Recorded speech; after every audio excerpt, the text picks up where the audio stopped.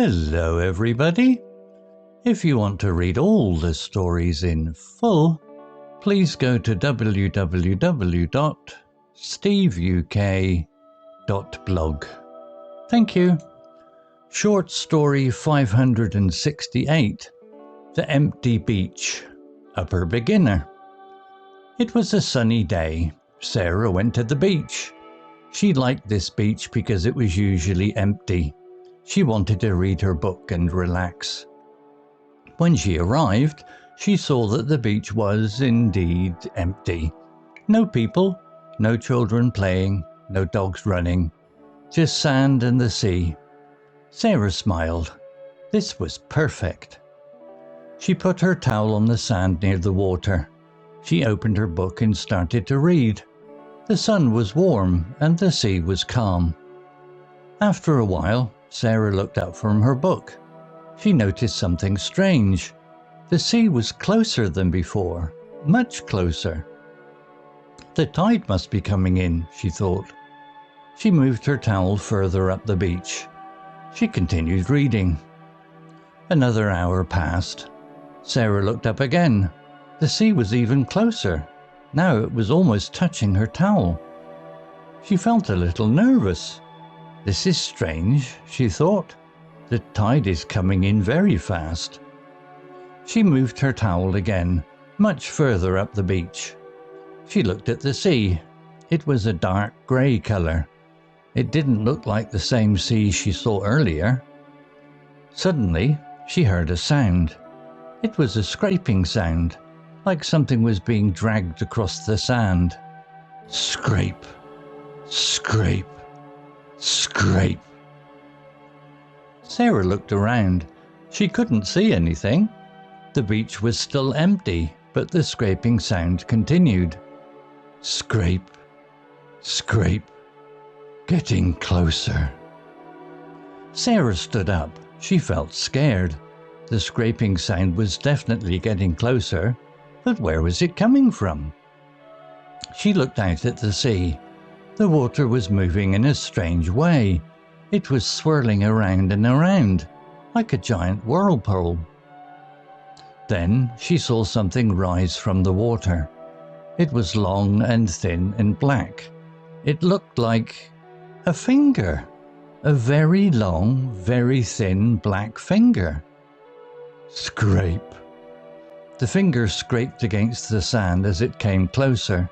Then another finger rose from the sea, and another, and another. Soon, many long black fingers were rising from the water, scraping against the sand, moving towards Sarah. Sarah screamed and started to run. She ran as fast as she could, away from the sea, away from the fingers. Scrape, scrape. We are coming. She didn't look back. She just ran. She ran until she reached the road. She ran until she reached her car. She jumped inside and drove away. She looked back at the beach in her rearview mirror. It looked normal. The sea was calm. The sun was shining.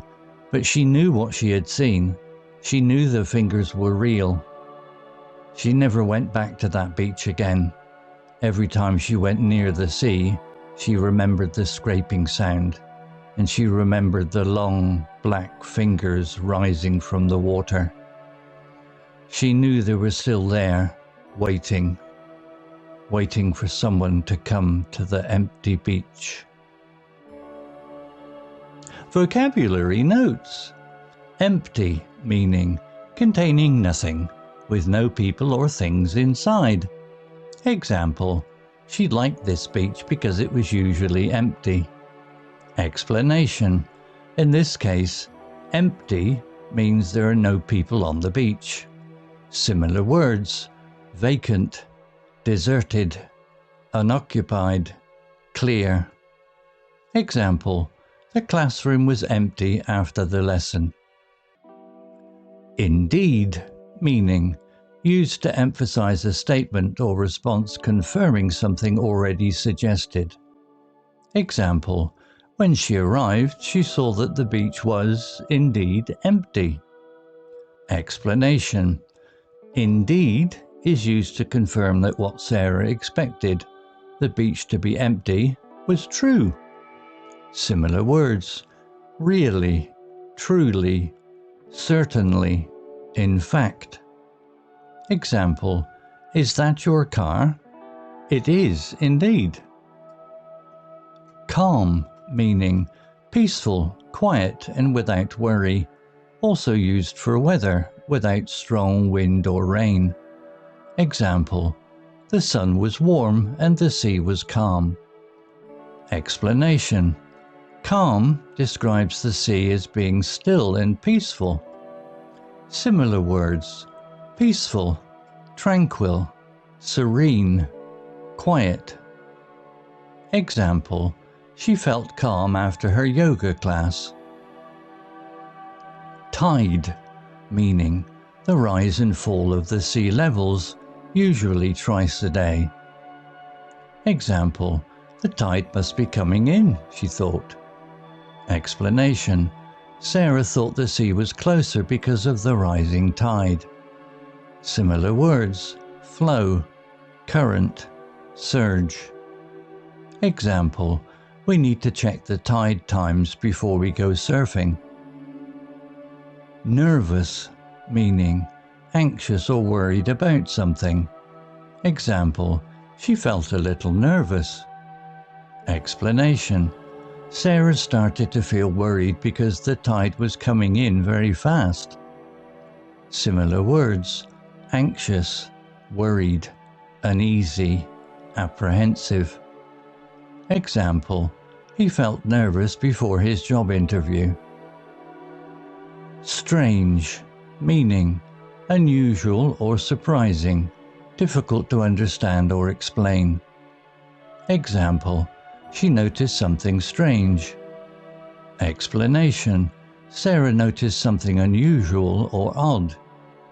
Similar words: unusual, odd, peculiar, weird. Example: I heard a strange noise in the garden last night. Scraping, meaning a sound made by something rubbing roughly against a surface. Example: it was a scraping sound. Explanation: the story describes a specific unsettling sound. Similar words: scratching, grating, rasping. Example: I heard the scraping of a chair against the floor.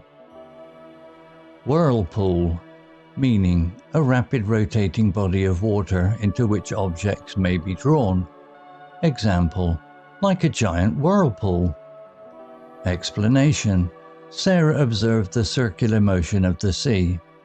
Similar words: eddy, vortex, swirl.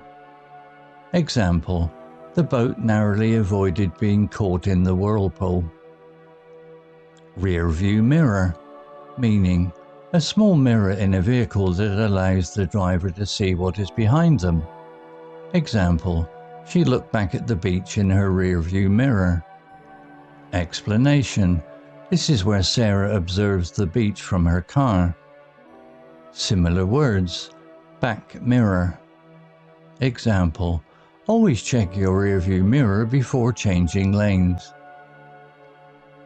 Story written by Gemini 2.0 Flash AI. Image created by TechSmith's Assets for Camtasia AI. To read all the stories in full, please go to www.steveuk.blog. Thank you.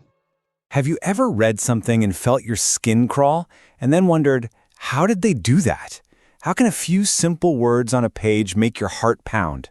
Well, today, we're going to tear down a short horror story piece by piece and see exactly how it uses language to turn a beautiful day at the beach into an absolute nightmare. See, it starts so simply, so innocently. A sunny day, a trip to the beach. You read that and you think, okay, I know what this is. There's nothing here that even hints at danger. The author is just setting a scene. A perfectly normal, unsuspecting scene. And that's exactly where the best horror starts, right? In a place that feels totally 100% safe. We're going to look at how the author builds up this cozy, peaceful world only so they can have the fun of ripping it all apart later. Now think about that word empty. Right now, at the start of the story, that word feels good, doesn't it? It means quiet, solitude, peace. It's exactly what you want when you go to the beach. The lack of other people is a huge plus. And there you have it. The author just straight up tells us, this isn't just okay, it's perfect. This single line is the peak of safety. It's the story telling our main character Sarah and us, the reader, to just relax. Let your guard down, everything is fine. And just in case we didn't get the message, the author uses the word calm to describe the sea. It's not just implied, it's spelled out. This is a promise of safety. But you know, in a horror story, promises like that, well, they're practically made to be broken. Okay, and here's the turn. This is where the story shifts gears. Those very same things that made the scene so peaceful, the empty beach, the calm sea, they're about to become the enemy. The setting itself is turning into the villain. This is the sentence that changes everything. It's the first tiny crack in that perfect day. That word, strange, it's like a little alarm bell going off in your head. It's not screaming danger yet, but it's definitely whispering that something's not quite right. Our comfort zone is officially shrinking. This is just brilliant. Instead of saying the tide came in fast, the author shows us. We experience it happening through Sarah's eyes, and it feels wrong. It's way too fast. This little timeline creates this feeling of pressure, of something relentless and unstoppable coming right for her. And look at this. Remember how the sea was calm before? Not anymore. Now it's dark, gray, and swirling. The author is literally changing the weather to match Sarah's mood. The outside world is becoming a perfect reflection of her growing fear. And boom, there's the payoff. The story connects the dots for us. The weird, fast-moving sea directly causes Sarah to feel a little nervous. All that build-up, all those strange little details have now successfully planted the first real seed of fear. It's working. All right, so we've gone from peace to unease. Now we're about to go from unease to pure terror. The story is finally ready to show its hand and reveal what's really going on. And, spoiler alert, it's not the tide. The first real taste of the horror isn't something she sees, it's something she hears.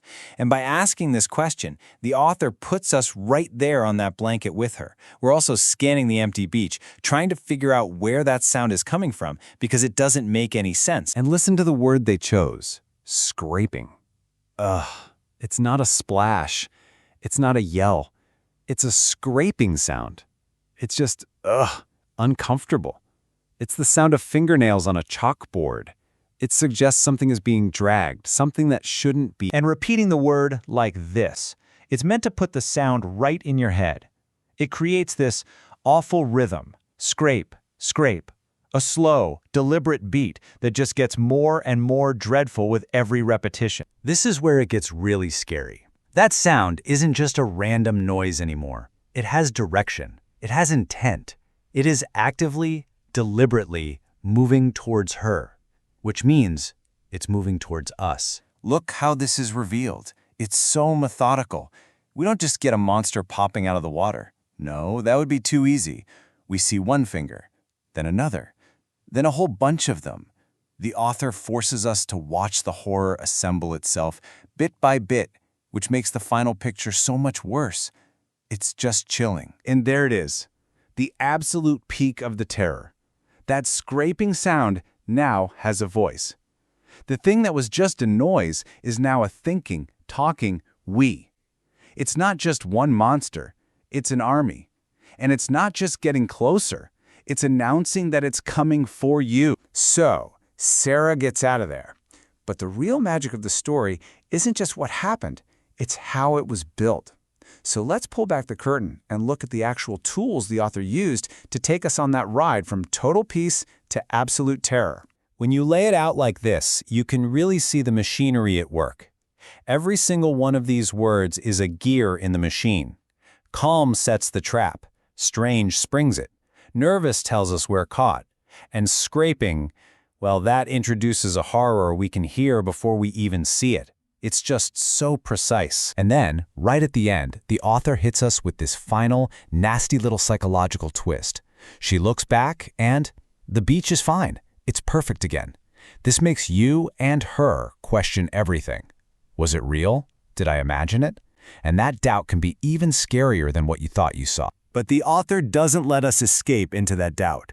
The story slams the door shut with this final line. It confirms our worst fears. It wasn't a dream. It was real. And the threat isn't gone. It's just hiding, waiting. The fear doesn't end when the car drives away.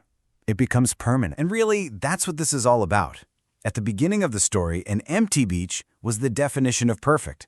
By the end, the thought of that same empty beach, with those things just waiting under the sand, it's horrifying. The author didn't change the setting, they changed what the word empty means inside our heads. And that is the incredible power of telling a story well.